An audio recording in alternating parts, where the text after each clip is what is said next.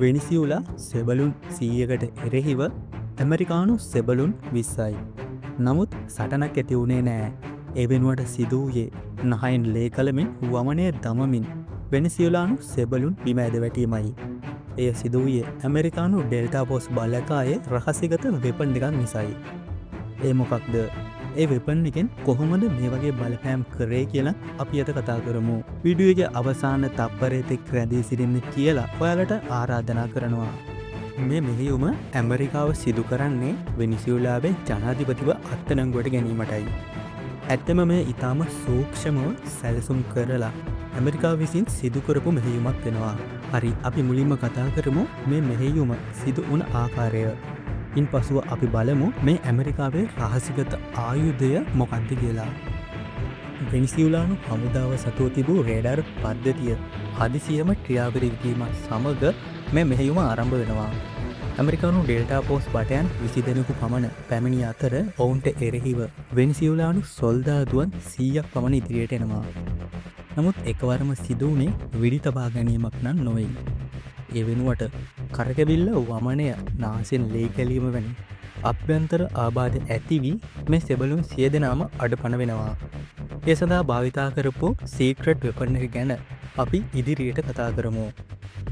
වෙනිසියුලාව සතුව රුසියාවේ නිෂ්පාදිත ඉතා බලගතු S-300 ගුවන් ආරක්ෂක පද්ධතියක් පැවතුනා. නමුත් ඇමරිකානු නාවික හමුදාව විසින් විද්‍යුත් චුම්බක තරංග භාවිතා කරලා මේ රේඩාර් පද්ධති සියල්ල අක්‍රිය කරනවා. ඉන් පසුව ටොම් හවුක් වර්ගයේ මිසයිලයක් භාවිතා කරලා එම පද්ධතියත් විනාශ කරලා දමනවා. මේ සියලු ප්‍රහාර එනම් ගුවන් යානා විනාශ කිරීම, හමුදා මූලස්ථානවලට ප්‍රහාර කිරීම සිදුකර ඇත්තේ අවධානය වෙනතකට යොමු කිරීමටයි. සැබෑ ඉලක්කය වුණේ වෙනිසියුලානු ජනාධිපති නිකලස් මදුරෝ අත්අඩංගුවට ගැනීමටයි. CIA ඔත්තුකරුවෙකු මදුරුවෝගේ ආරක්ෂක කවය තුළ සිටි අතර ඔහු ලබා දුන් තොරතුරු මත ඩෙල්ටා පෝස් බලකාය මේ මෙහෙයුම දියත් කරනවා.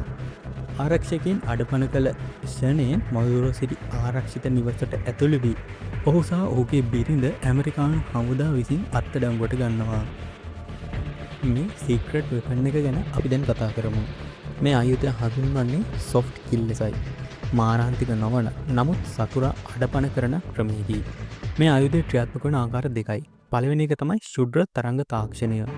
එහිදී හෙලිකොප්ටර් මගින් අධි බලදී ශුද්‍ර තරංග කදම්බයක් නිකුත් කරනවා.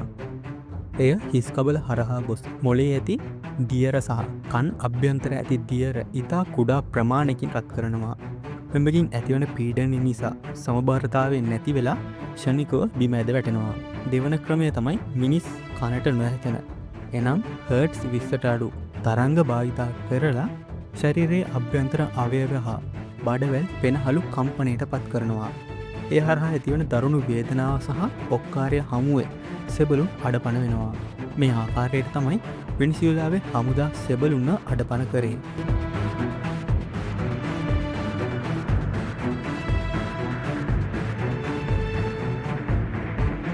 මේ වගේ වීඩියෝ දිගටම බලන්න අපිත් එක්ක දිගටම රැඳී සිටින්න කියලා ඔයාලට ආරාධනා කරනවා. ඒ වගේම තමයි අපේ channel එක subscribe කරලා තියාගන්න කියලා මතක් කරනවා.